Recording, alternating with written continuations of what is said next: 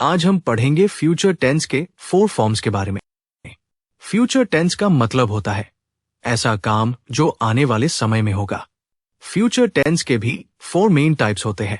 Simple future tense, future continuous tense, future perfect tense, future perfect continuous tense. चलिए इन्हें एक एक करके समझते हैं। 1. Simple future tense. इसका इस्तेमाल तभी होता है जब कोई काम फ्यूचर में होगा।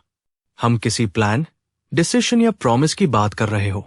Examples: I will go to school tomorrow, she will visit her grandma next week, they will play cricket in the evening. Structure: subject plus will plus base form of verb, जैसे ही will come, we will help you.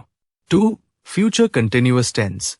इसका इस्तेमाल तभी होता है जब कोई काम future में किसी स्पेसिफिक टाइम पार हो रहा होगा, किसी फ्यूचर प्लान के प्रोग्रेस को दिखाना हो। Examples: I will be studying at 9 p.m. She will be cooking dinner when I reach, they will be playing at this time tomorrow.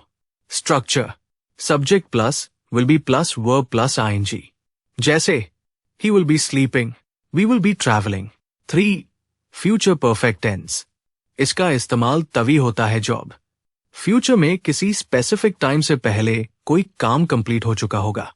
Examples: I will have finished my work before 5 o'clock. She will have cooked food by the time guests arrive. They will have reached the station before the train comes.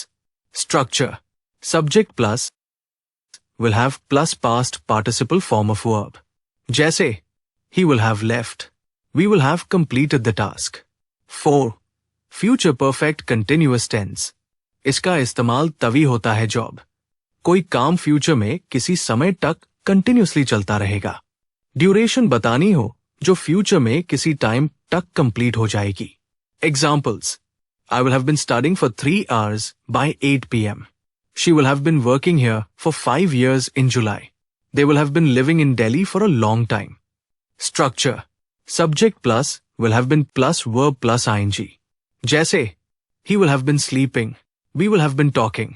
तो simple शब्दों में simple future काम होगा, future continuous काम हो रहा होगा, future perfect काम कंप्लीट हो चुका होगा, फ्यूचर परफेक्ट कंटिन्यूअस काम चल रहा होगा और फ्यूचर में ड्यूरेशन दिखाएगा। फ्यूचर टेंस से हमें यह पता चलता है कि आने वाले समय में क्या होने वाला है, कैसे होगा और कब तक होगा। प्रैक्टिस करते रहो, सेंटेंसेस बनाओ और फ्लुएंसी डेवलप करो। अगली क्लास में मिलते हैं।